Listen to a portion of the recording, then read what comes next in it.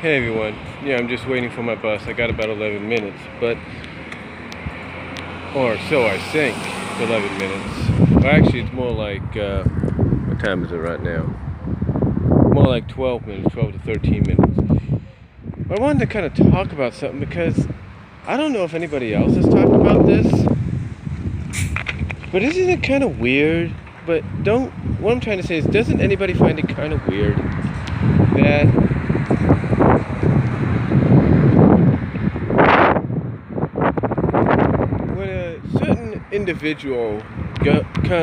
when a certain individual is a top person, a top star, or a top competitor in the promotion, that, you know, we're cool with them, we like them, we want to get behind them, but throughout time we kind of fall back on them. In other words, we kind of slowly turn our back on them. Like, they don't really mean anything to us anymore. Not when they started out and they were red hot. Now all of a sudden we're like, we don't care about that person. But yet, when certain moments happen for that individual, that's when we kind of get behind them again. But even after certain moments happen for that individual to get us behind them again, to kind of reinvigorate their careers and reinvigorate the fans' interest in that individual, once again, that reinvigoration starts to die off. And again, start to not want to rally behind them. We don't want to get behind them. We don't want to support them. We don't basically feel like getting on the bandwagon anymore, or being part of that bandwagon anymore. We don't feel like it. So, here's the question that I got. Here's the question that I have. When it comes to certain superstars, wrestlers, that were top individuals in TNA, now GFW, and Ring of Honor, and even New Japan, why is it that even though we're sour on them for a while during the tenure in those promotions, and then get behind them after they reinvent themselves or reinvigorate their careers with a new gimmick or a new outlook, and then all of a sudden we kind of slowly die off on them, we kind of slowly, we kind of slowly turn our backs on them again, even after we get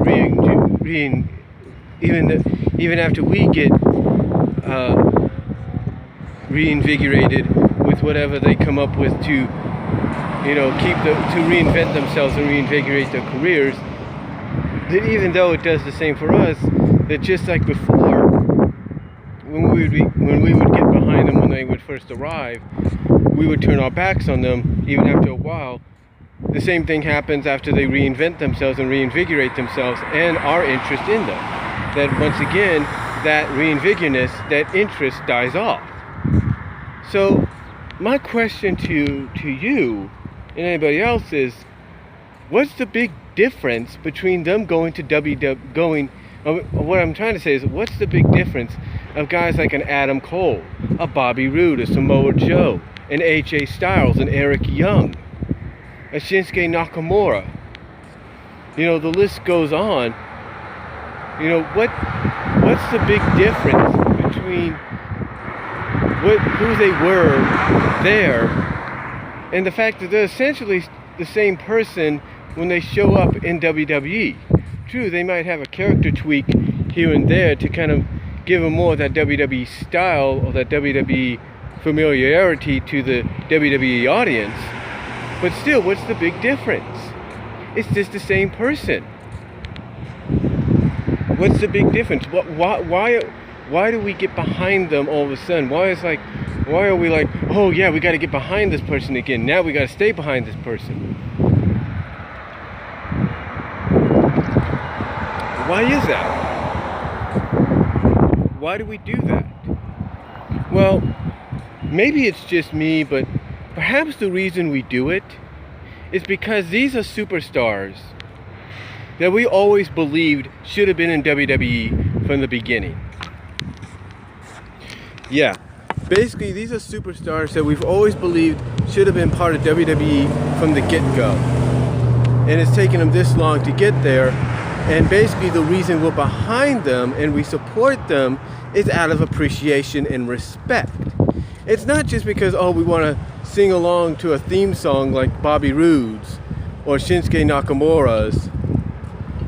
It's the fact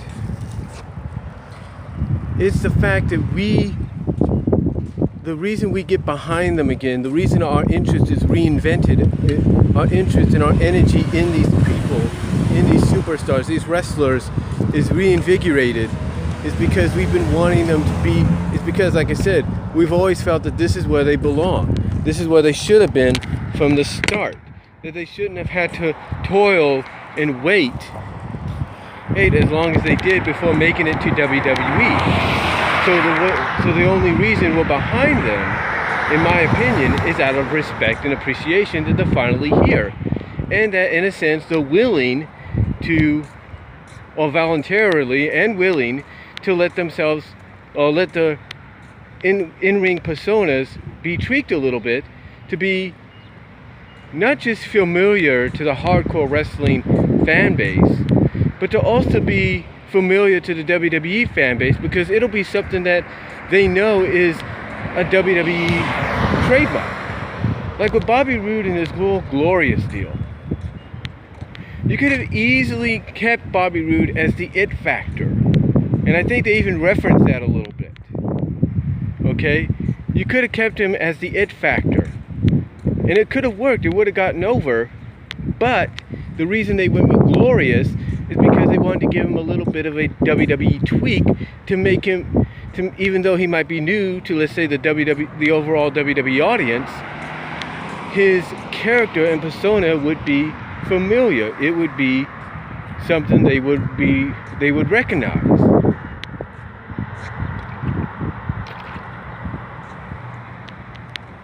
You know, AJ Styles may not have seemed to have tweaked much of his character, but in a sense he did. It may not seem like it, but you can tell there are parts of AJ's character that he tweaked to keep him as, well, as a phenomenal one that fans know. You know, as the phenomenal one that fans know, but also tweak him to be a phenomenal one that you would think was always part of WWE. You take a look at Eric Young, and you think, well, Eric Young showed up as himself originally, and kind of hinted that change was coming in the form of sanity, even though he didn't say sanity, but he was still himself. And yet now he shows up again, and he's leading a group in sanity. He's leading a group in sanity. Keep play on words there. Insanity, you kind of get the idea. Insanity. So he's now leading this group, and sort of, in a way, he's keeping that more crazed, unpredictable Eric Young that started showing up in TNA towards the end of his tenure there. That crazy, unpredictable Eric Young. He sort of kept that now with his sanity gimmick, but even though he's kept it because that's what hardcore fans are familiar with during his time in TNA, GFW, maybe brief time with Ring of Honor, the reason they put him with sanity is to give him a bit of that WWE familiarity, to kind of show that, yeah, he might be somebody that the hardcore fans know about, but he'll be somebody you're going to know about right off the bat because he's got this group called Sanity that's a WWE product.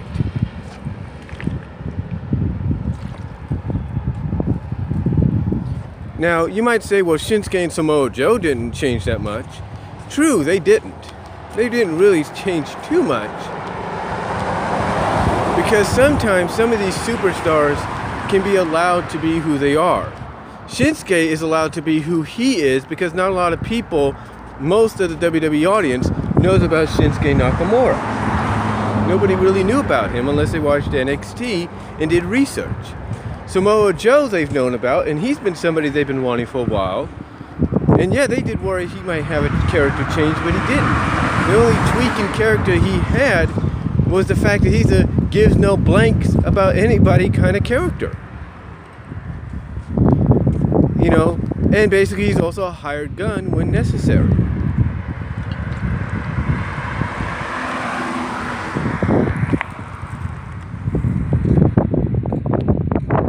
So those are the only real tweaks. But I think, again, the reason we support them, even though we should be thinking, wait a minute, we didn't support them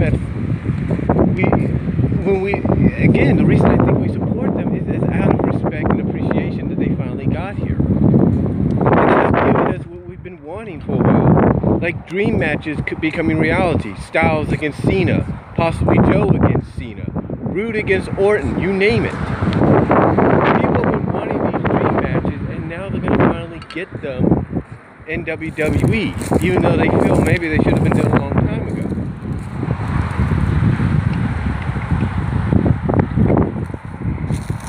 But again, I think it's out of appreciation and respect. I mean, you take a look at the fact that people are happy, excuse me while I check something. Take a look at the fact that people are happy that Ember Moon came to WWE, the overly popular indie darling, as they would call it, Athena, it came to WWE. You know, a lot of people are appreciative of her, even though maybe she hasn't been going that long, or has she, we don't know. But they're appreciative of her because of the fact that she's finally here.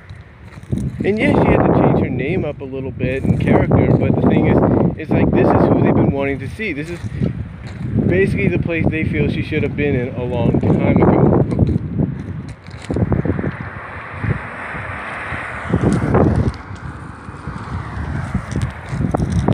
So that's what I think is going on. So I think that's why we get behind these superstars. Same thing with Hideo Itami.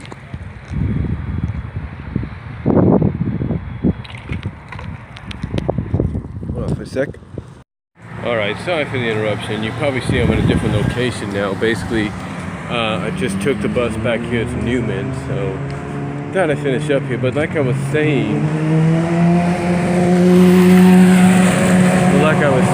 know, I think the reason we get behind these superstars, that at first we would get behind when they would debut in other promotions like TNA, Ring of Honor, PWG, you name it, in New Japan, what have you, and then slowly regress on them, basically stop getting behind them, and slowly, you know, kind of not be in favor of them anymore. And then all of a sudden, when they decide to reinvent themselves or reinvigorate themselves, that, you know, that at the same time kind of reinvents and our interest, kind of reinvigorates us to want to follow them again.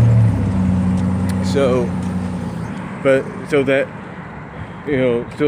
maybe, well, basically what I'm saying is that when they decide to reinvent themselves and reinvigorate themselves, they do it that at the same time they reinvent our interest, they reinvigorate our interest. But just like when they debut, after a while, just like when they first debut and everything, our interest, even to the revitalizing or repackaging themselves or reinventing themselves, whatever, our interest, even though it gets reinvented and reinvigorated, it starts to die down again. But for some odd reason, when we see them come to WWE, it's like that interest goes up tenfold, and we get behind them more so than we ever have. And like I said, it's not because we want to sing along to somebody's music, or entrance music like Bobby Roode's or Nakamura's. No, it's basically the fact that it's out of respect. It's out of respect and appreciation that they're finally here, that they're finally on the main stage, that, like I said earlier, a lot of us felt they should have been on a long time ago, but they weren't. I mean, just looking back there, I mean, how many times have we all thought that Bobby Roode and Samoa Joe should have been in WWE long before now, long before these past few years? Or past year for Bobby Roode, or the past few years, 2 years or so for Samoa Joe. How many times have we felt that they should have been here sooner? How many times have we felt that way about Eric Young and Shinsuke Nakamura?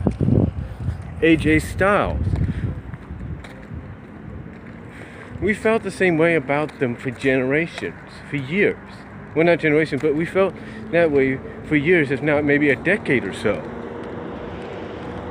And now, all of a sudden, they're finally in WWE, and the only reason we're behind them is not just out of respect for what they do in that ring. It's out of respect and appreciation that they're finally here, and that they're even voluntarily or willingly letting themselves be tweaked a little bit to fit the WWE standard. Like I said earlier. Hold on for a sec. Sorry for that interruption, folks, but like I was saying, it's out of respect and appreciation that not only are they finally there in WWE, but they're even willing and voluntarily allowing themselves to be tweaked a little bit so they can be tweaked a little bit to fit the WWE standard. Like I said earlier, keep a majority of themselves as they are, as the hardcore fans that have followed them throughout their careers know them, but also, put a little bit of WWE flavor on them, so that they become familiar or notable with the WWE audience. So it's not like, oh well, who's this person? I gotta research them. Have them be basically, by letting themselves be tweaked and all that, it allows them to become familiar with the WWE audience, and it allows them to have that WWE familiarity that the casual, if not the hardcore WWE fan would be familiar with. So it makes them easier to accept and maybe want to look up information on them more.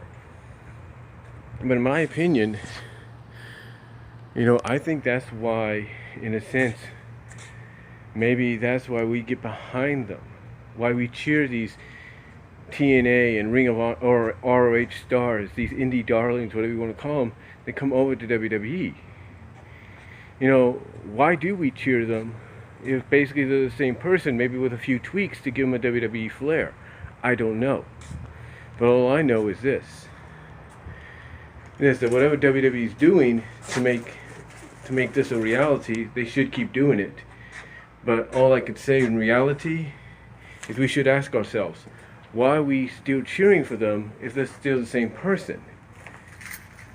That's the question we should be asking ourselves. What is it about them being in WWE that's so different, besides a few tweaks here and there, so the WWE gives them? So let me know what you guys think down below. Comment if you like, and I'll talk to you later.